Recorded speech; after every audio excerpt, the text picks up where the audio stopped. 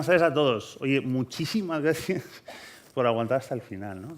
Evidentemente me han montado todo esto para esta charla, ¿no? Hay que agradecer a la organización, a la emoción que se ha hecho por montar el esfuerzo. Hoy vengo a sorprender porque no vengo a hablar ni de componentes web ni de JavaScript. Vengo a hablar de back, de aquí, de los asistentes, quienes hacen cosas de back habitualmente, ¿sí? Y diseño de servicios, APIs, etcétera. Ah, hostia, muy bien, muy bien. Fuera de series. Pues igual vengo a romper los esquemas o no, no lo sé. Eso ya me lo decís al final. Vengo a hablar, ya sabéis, sí, modelos de APIs. ¿Cómo deberíamos diseñar las APIs? ¿Vale? De servicios. ¿Conocéis a este tío? ¿Alguien sabe quién es? ¿Alguien lo grita? ¿Cómo se llama este hombre? ¿No? Este tío es Tim Berners-Lee y es el padre de Internet. El padre de Internet. Pues le ha pasado factura a la vida, ¿no? Pues ese tío soñó con un Internet sencillo. Decía en la transparencia anterior, que no lo he leído, perdonadme.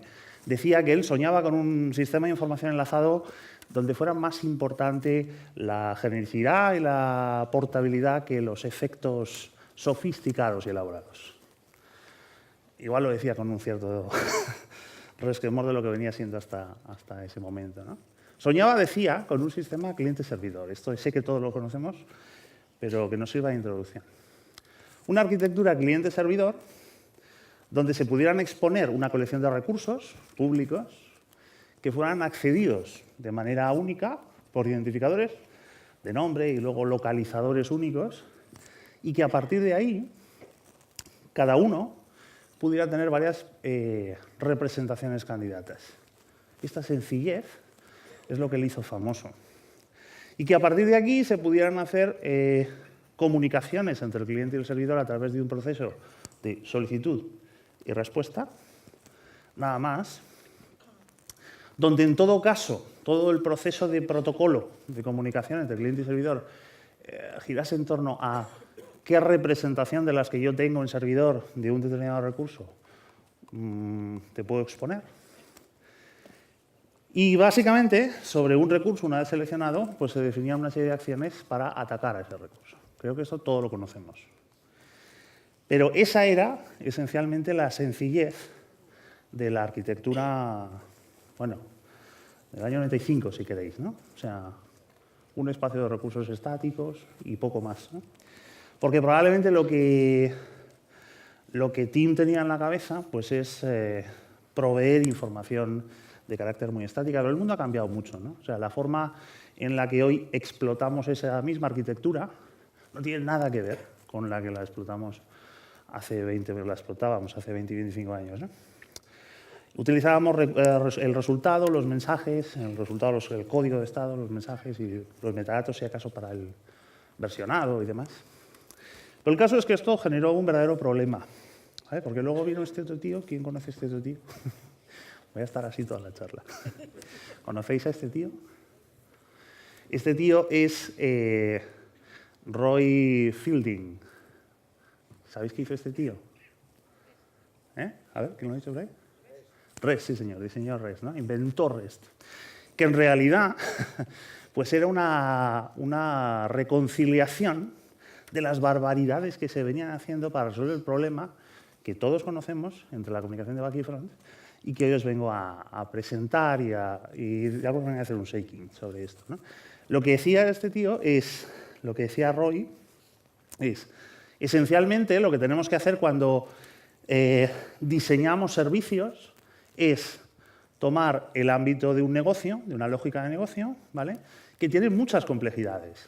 O sea, desde la perspectiva de un negocio, a un ingeniero de negocio, ¿vale? A un experto de negocio, no se le puede discutir que su negocio, si queréis desde un punto de vista más conceptual, pues tiene componentes y tiene ciertas reglas de negocio de lo que se puede y no se puede hacer en cada momento.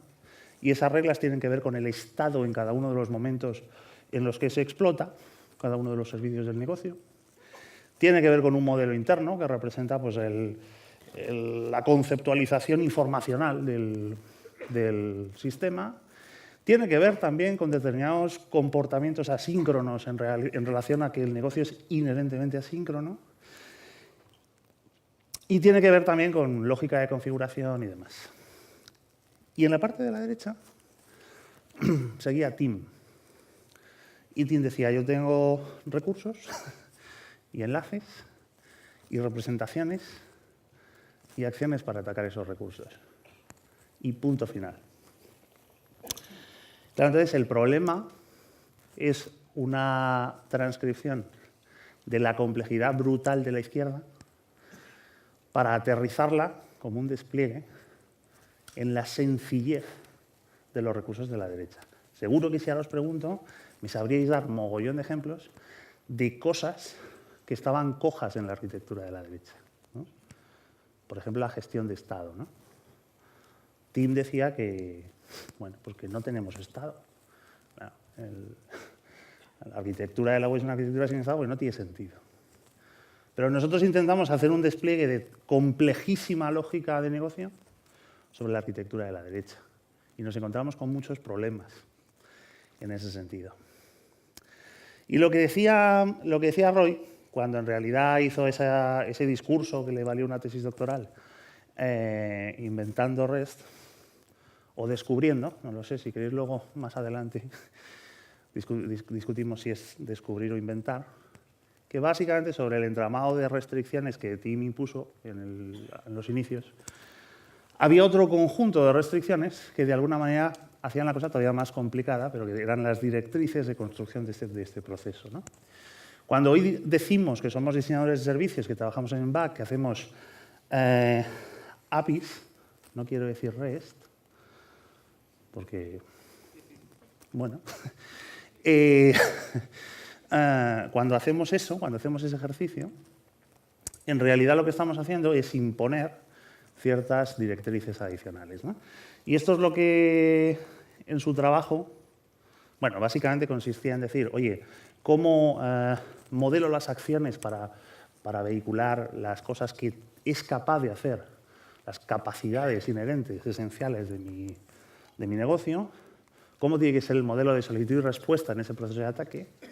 Y sobre todo, y lo más importante, es cómo gestiona el Estado en este proceso de comunicación, porque, como hemos dicho, la arquitectura de la web es una arquitectura sin Estado. Y Roy decía que tenía una serie de principios, ¿vale?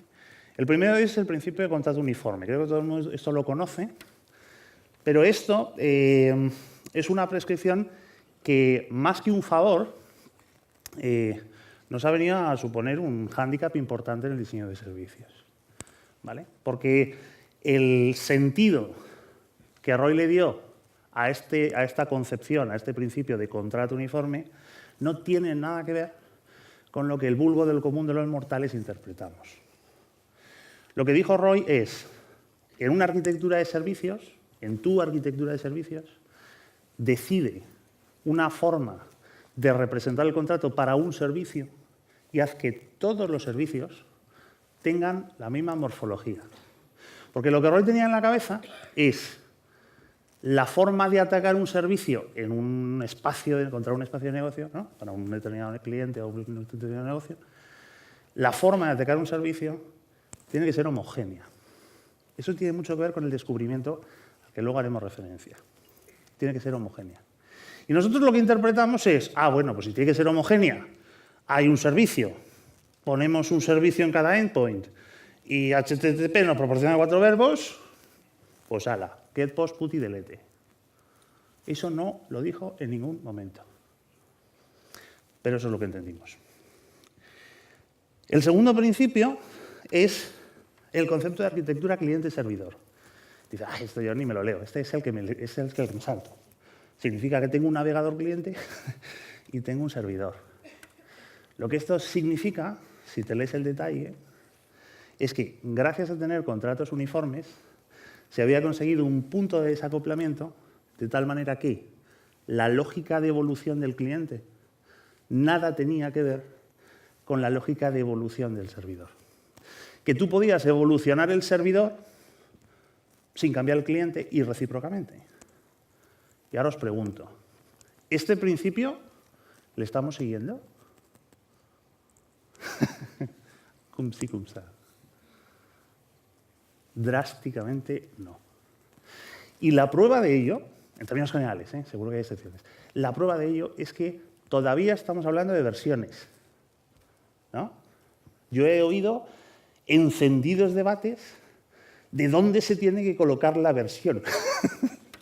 Como si el problema fuera si la versión es un metadato de cabecera o tiene que ir antes de, no sé, tiene que ir en el dominio o en la URI a tomar por culo.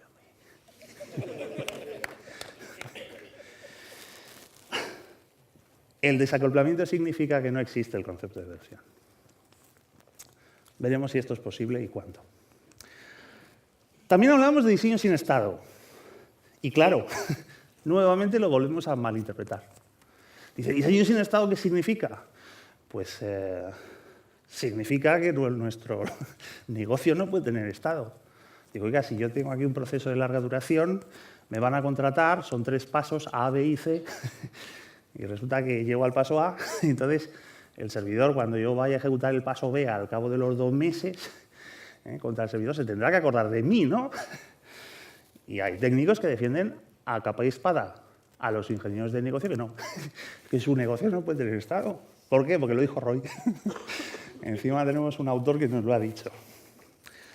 En fin, lo que significa el diseño sin estado no es otra cosa que, bueno, podríamos distinguir entre el estado de servidor y el estado de cliente, ¿vale? El estado de servidor es aquel que se acumula y que no pertenece a un único cliente. Y el estado del cliente es lo que da, digamos, la secuencialidad de lo que le pasa a cada cliente individualmente y el estado en el que se encuentra, el estadio en el que se encuentra en cada momento. Entonces, a lo que se refería Roy con ese tercer principio es siempre, cuando diseñemos una arquitectura de servicios, el estado lo tiene que acarrear el cliente. ¿Esto lo hacemos? ¿Sí? ¿No? Pues yo he estado trabajando, bueno, yo en Java durante muchos años he estado trabajando con el objeto HTTP sesión, ¿no? Y era una manifestación de que habíamos entendido muy bien a Roy. No, esto significa que esencialmente, cuando, no quiero hacer spoilers de 4 transparencias más adelante, pero eso significa básicamente que el cliente me tiene que informar en cada punto de ataque, no solamente de los datos, de la operación, por supuesto, que quiere hacer contra mí, si soy el servidor, sino que me tiene que informar también de cuáles son los datos y también de cuál es el estado en el que se encuentra. Es su responsabilidad acordarse de cuál es ese estado, ¿vale? Consideraciones de seguridad aparte, si queréis. Entonces, también hablábamos de sistemas de caché. Creo que esto es más importante, por lo menos para lo que vengo a hablar yo aquí, ¿vale? Es decir, podía haber cachés de tal manera que, bueno, pues se molestase al servidor no siempre. Y también de las arquitecturas de capas. Esto significa que es transparente, volviendo a esa idea del desacoplamiento gracias al contrato, es transparente quién genera en servidor, qué artefacto genera en servidor el recurso, ¿vale? Richardson, no sé si quién de aquí trabaja con microservicios. Pues Richardson ahora sí que hace alarde de un patrón, que es el patrón de desacoplamiento para descubrir cuál es el endpoint al que tengo que atacar el servicio. Pero en realidad eso significa esto. Pensar que en una, yo qué sé, que en una biblioteca, que en un almacén de libros, los libros están atacados a través del endpoint, abrimos comillas y ponemos neón, www no sé qué barra server barra books no sé qué barra y ponemos ahí una plantilla, ¿vale? Es la clave para fracasar, porque ya estamos diciendo cuál es el endpoint que te devuelve cada información. Eso es acoplar, eso es violar este principio y el primero, y eso significa construir APIs que necesariamente, si las tienes que cambiar, que lo tendrás que hacer, pones marca de versión y siguiente renglón. Yo creo que diseñamos servicios muy mal, todos, me incluyo, ¿eh? Y lo que es peor, se construyen frameworks con azúcar sintáctico para construir mal los servicios. una anotación por aquí que dice cuál es el recurso, una anotación por allá que dice cuál es el endpoint.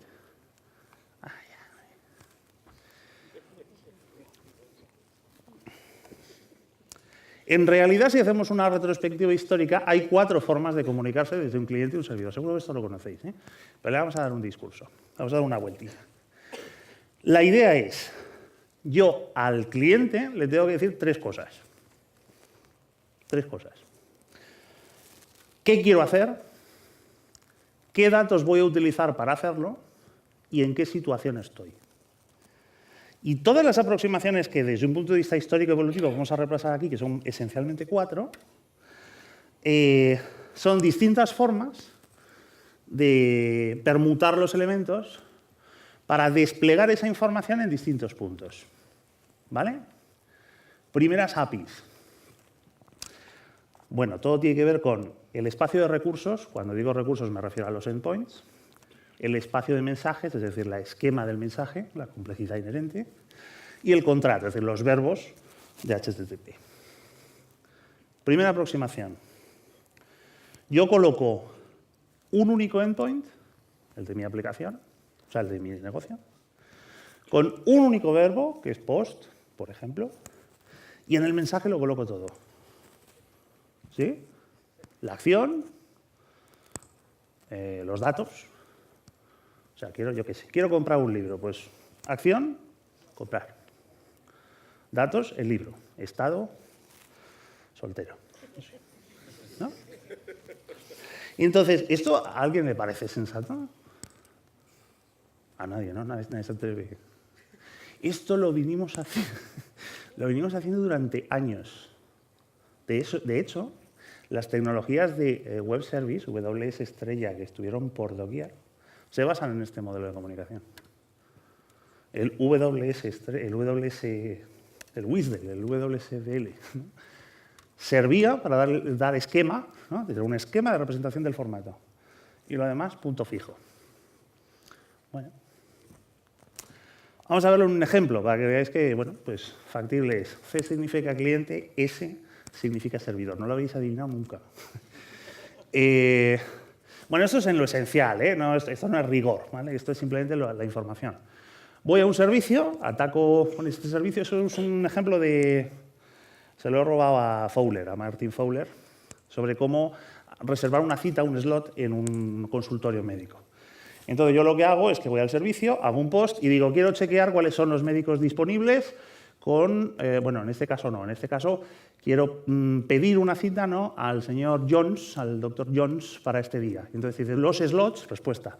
Los slots son 1, 2 y 3 fechas las que hay ahí. Entonces, a continuación, vale, pues entonces, acción, reservar, book, reservar, y devolvemos el servicio con un OK o con lo que sea. ¿Vale? Esto os podrá parecer una barbaridad, pero lo hemos hecho mucho, ¿eh?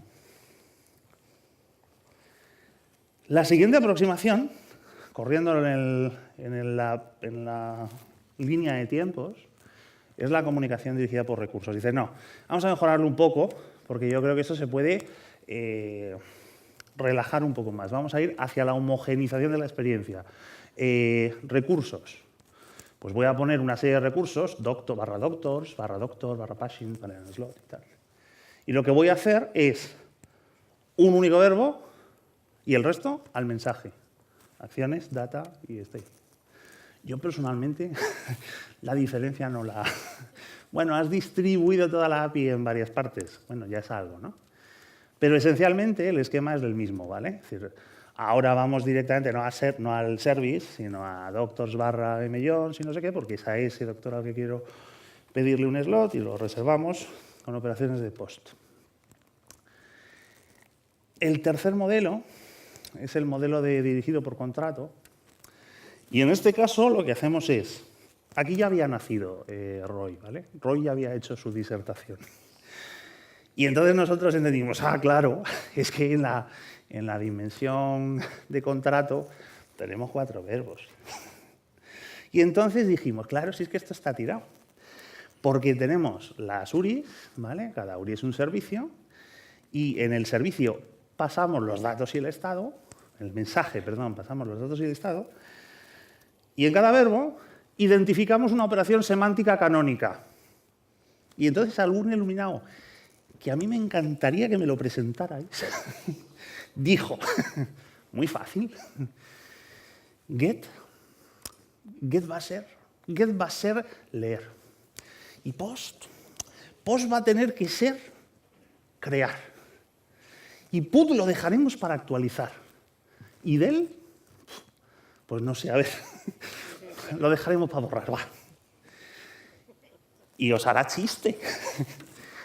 Pero estuvimos igual 10 años dándole vueltas a la tostada de si era razonable actualizar un registro con put y no con post.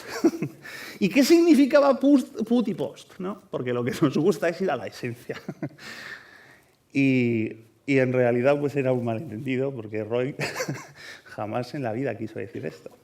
Pero bueno, en ese plano, en el plano del contrato y los recursos, nosotros modelamos el sistema, ¿vale? Este es un nuevo sistema de comunicación en el que, volviendo a nuestro ejemplo de los doctores, yo digo, para los doctores voy a Mr. Jones y le pido la cita para el día, bueno, no sé qué, el día ayer, para ayer, y me da las informaciones y no sé qué y tal, y lo reservo, ¿vale?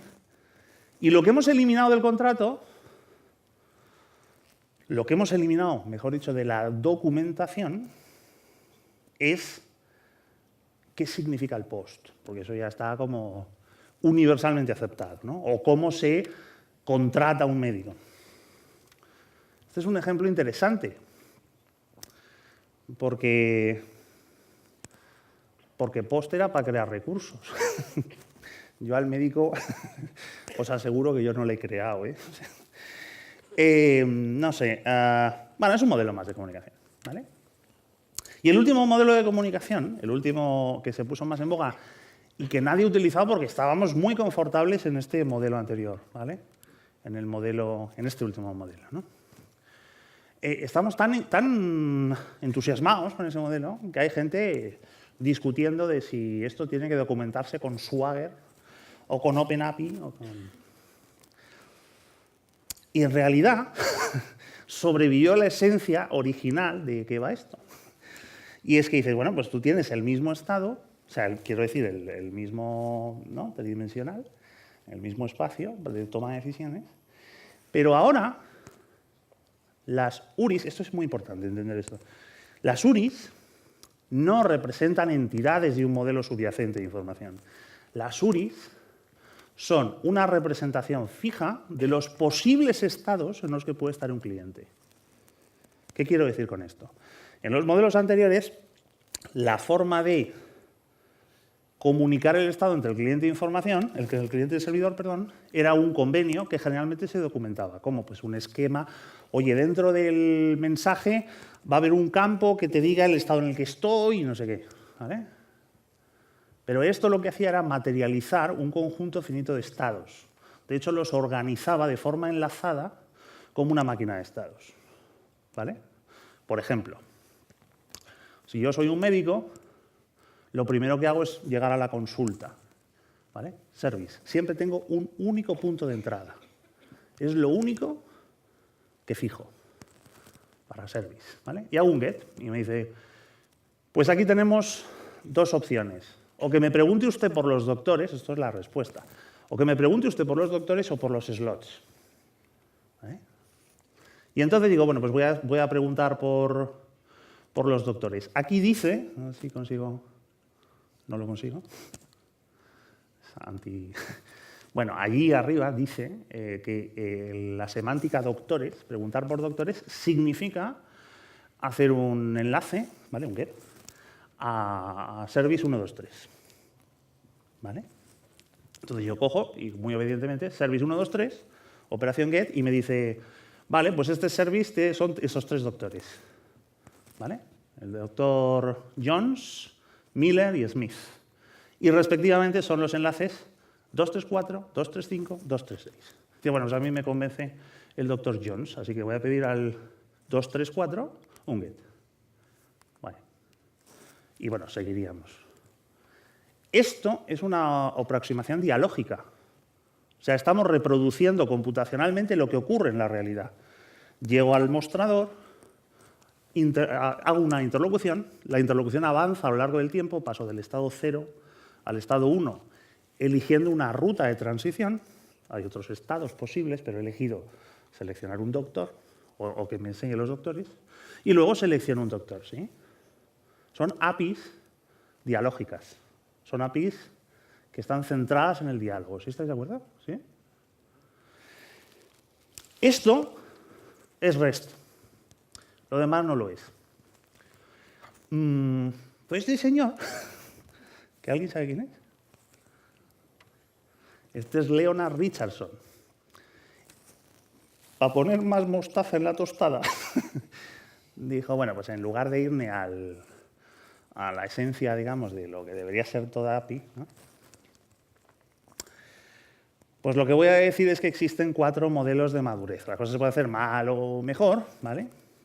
Entonces, esencialmente, los 4 estilos de comunicación, los 4 modelos de comunicación, ¿vale? Pues, digamos, alcanzan la divinidad cuando se alcanza el nivel 3, que es el hipermedia, ¿no? Son las APIs hipermedia. Esto es bueno porque es, bueno, se va acotando, digamos, los grados de libertad, ¿vale? Pero el descubrimiento es cada vez mejor. Y REST, pues por lo menos es una cosa que tiene que estar ahí a nivel 2. Sé que todo esto lo conocéis. Pero es que voy a dar 180 grados y voy a hacer un troleo de mi propia charla, ¿vale?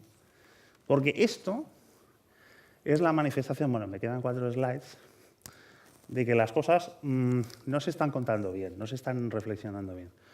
En el fondo, lo que dice Richardson en su modelo de madurez es bastante atrevido, porque si nos ponemos a dimensionar las cualidades de los 4 modelos de comunicación, pues unas tienen unas virtudes y otras. No voy a entrar a aburriros, pero unas son más descubribles, ¿vale? El nivel 3 es muy descubrible, pero también requiere, en cuanto a performance, muchísima más interacción. Y así se podía analizar, quizá con más rigor de lo que lo he hecho yo, las bondades de cada uno de los 4 modelos de comunicación. Por lo tanto, no se trata de venir aquí a defender que las APIs hipermedias son la panacea, que eso también llevamos un ratito, ¿eh? Lo que se trata es de reflexionar que estamos haciendo las cosas mal con respecto al diseño. Porque este tío, ya es el último, lo prometo, este tío, ¿alguien le conoce? Este tío es Thomas Earl, el padre de las arquitecturas orientadas a servicios, que luego a alguien le parecieron, no sé por qué, muy gordas y las llamaron de microservicios. No, es un chiste. Pero este es el primero que habló de servicios en un entorno de computación distribuida de manera seria, ¿vale? Y una de las cosas que decía, tiene una serie de principios de diseño, una de las cosas que decía, bueno, me lo quito, una de las cosas que decía es que básicamente cuando uno diseña servicios tiene que pensar en el negocio. Y que cuando hablamos de diseño centrado en el, o sea, diseño del contrato, diseño centrado en el contrato de los servicios, consiste en exponer esta, o sea, hacer una reflexión más allá de la tecnología. ¿Quiere decir esto? Que nosotros somos capaces de encontrar, me quedan 10, nosotros somos capaces de encontrar un modelo de servicios que se ajuste más a las necesidades de mi negocio como patrones recurrentes y después hacer un replegamiento de cuál es la representación sobre el protocolo de comunicación que tenemos que hacer, ¿vale? Entonces yo lo que os vengo a contar, esencialmente, una vez que se han entendido estos 4 modelos, se entenderá mucho mejor cada uno de estos 4, de este decálogo de patrones, es ejemplos donde esa divinidad hacia la hipermedia o no queda bastante en entredicho. Por ejemplo, cada vez que nosotros diseñamos una API, pensamos en este escenario.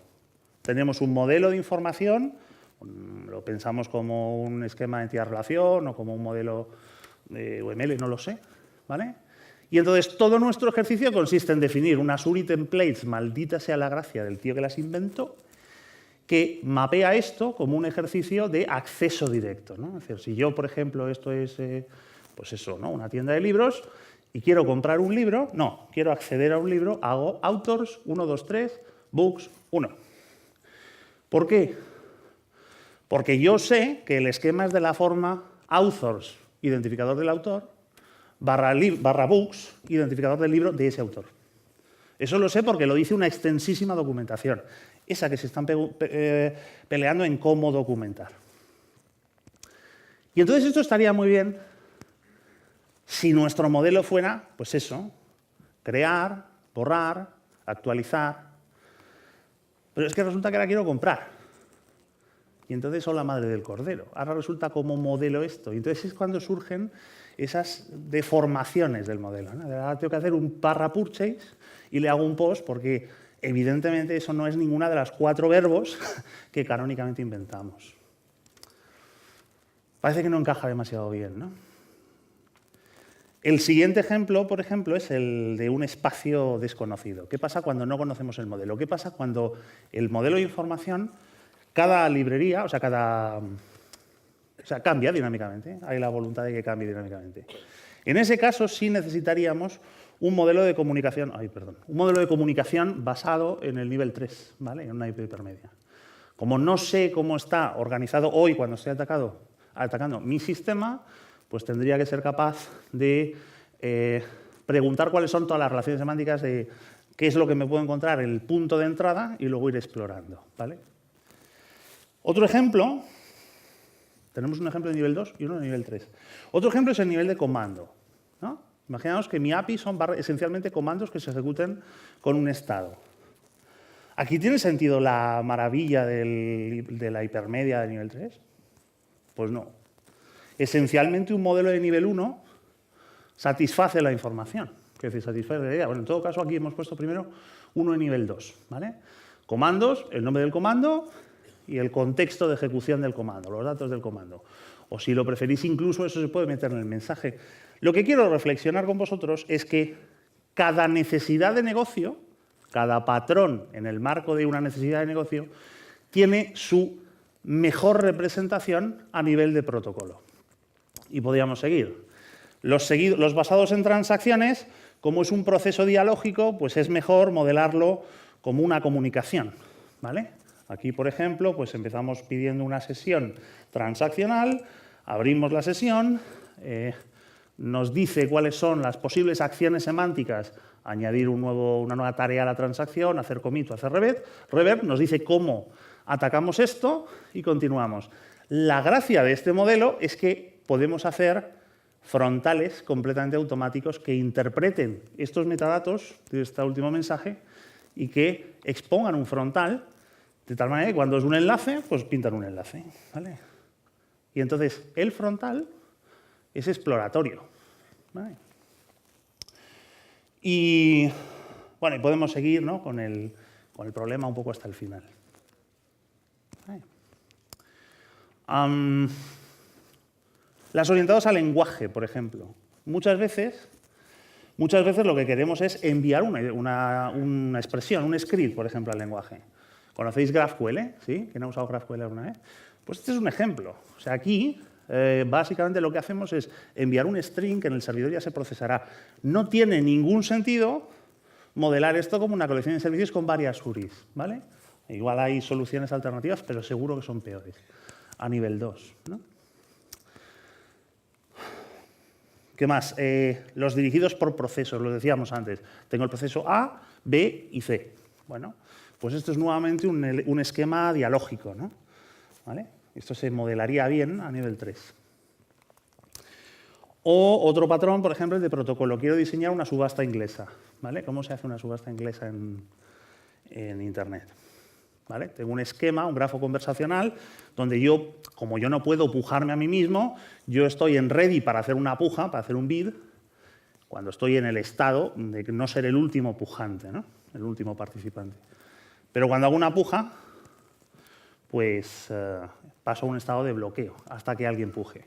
¿Eso cómo se modela? Pues nuevamente descargando el estado de cada representante en el propio mensaje. Tenemos una colección de enlaces, cada uno el correspondiente a una sesión, Y entonces entramos en una sesión de subasta y aquí nos da un nuevo metadato, que es el esquema. Cuando tú quieras hacer una puja me tienes que decir la cantidad. Eso le da pistas al front de que en lugar de ser un enlace tiene que pintar un formulario para que yo pueda escribir un valor y se lo pueda enviar al servidor. Pero absolutamente todo el estado de la comunicación, de qué cosas puedes hacer en cada momento en virtud del estado en el que estás, queda codificado en la interlocución con el mensaje y además encriptado en el hashing. Porque una de las cosas que no sé si os habréis fijado, a nivel 3 no tenemos el concepto de URI template. Lo que tenemos es un hash porque ya no tiene ninguna importancia que la URI la entienda el ser humano. Porque te la entrega el servidor como respuesta en cada consulta, desde la inicial que la haces tú.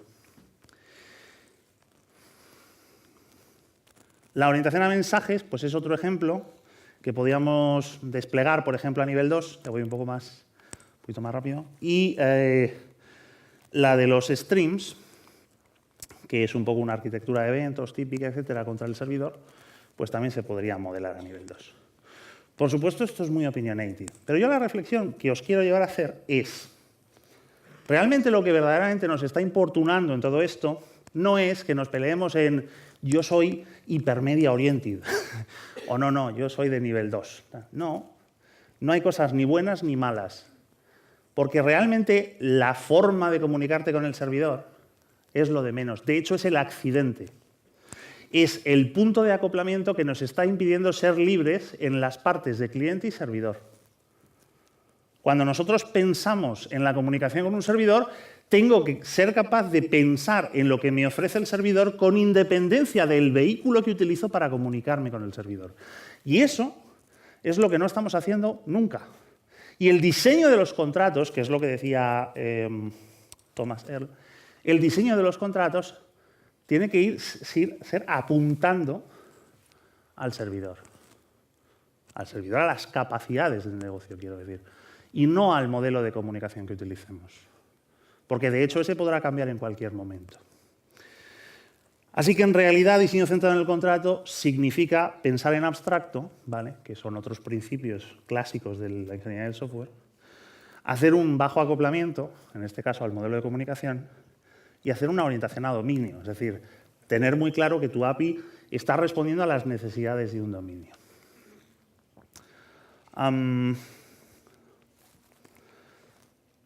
Así que esto, ¿cómo se mapea en realidad? Pues tenemos la parte cliente, tenemos la parte servidor y tenemos el nivel intermedio de comunicación, que es el protocolo. Lo que en realidad deberíamos hacer es lo que ya hemos hecho en el pasado, pero parece que se nos ha olvidado, y es crear traductores en ambas partes que nos ayuden a desacoplarnos del modelo de comunicación y que nos permitan hablar en el cliente y el servidor con agnosticismo del proceso de comunicación. ¿Esto le suena a alguien a chino? ¿Sabe? Que alguien levante la mano, pues ya la hostias. Muy bien. Luego nos peleamos. ¿Sabéis lo que es un stub y un skeleton? ¿Alguien ha trabajado en Corva alguna vez? Pues lo hemos olvidado. Lo hemos olvidado, ha desaparecido de nuestra mente. Han venido los hombres de negro. A partir de ahora no sabes lo que es el stub y el skeleton. Vives en una granja. Bueno, pues eso. Y lo maravilloso de esto es que tú puedes especializar tu stub y skeleton para que se comunique como quieras. No vengo aquí a defender los stubs y el skeleton, sino la idea es acoplar. Y que puedes cambiar el modelo de comunicación bajo la necesidad de tu contexto. Porque es que además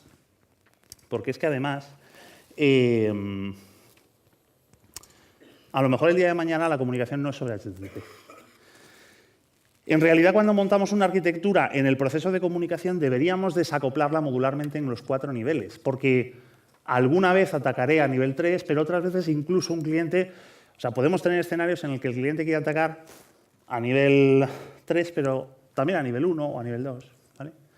Porque no deberíamos pensar en términos de la comunicación con el cliente. Si vamos a la parte del servidor, pues la forma de expresar los modelos de negocio debería ser agnóstico de la comunicación, ¿vale? Con azúcar sintáctico el que sea, sobre nuestro vertical. Y si vamos a la parte cliente, lo que deberíamos pensar es cómo El ecosistema de componentes web, no me podía resistir, lo siento. El ecosistema de componentes web nos están ayudando a pensar en nuevas formas, esto quizá para otro día, ¿no? Como el mundo del UX está empujando a cambiar las arquitecturas desde adelante. Porque lo que empieza a ser cierto es que si yo soy capaz de construir artefactos visuales que representan modelos de interacción en UX, digamos, dirigidos por las necesidades de interacción, el dispositivo, etcétera, pero que son de alguna manera los drivers que me mueven la comunicación con el cliente, yo soy capaz de articular una comunicación donde desde el front hago comunicación con componentes y solo veo componentes web, y desde el servidor solo veo clases que representen servicios. La comunicación es un byproduct, nunca un elemento de discusión. En fin, y esta última, es la reflexión que os quiero dejar. Olvidaos de los modelos de comunicación. Hablad de modelos de negocio. Muchísimas gracias a todos por venir.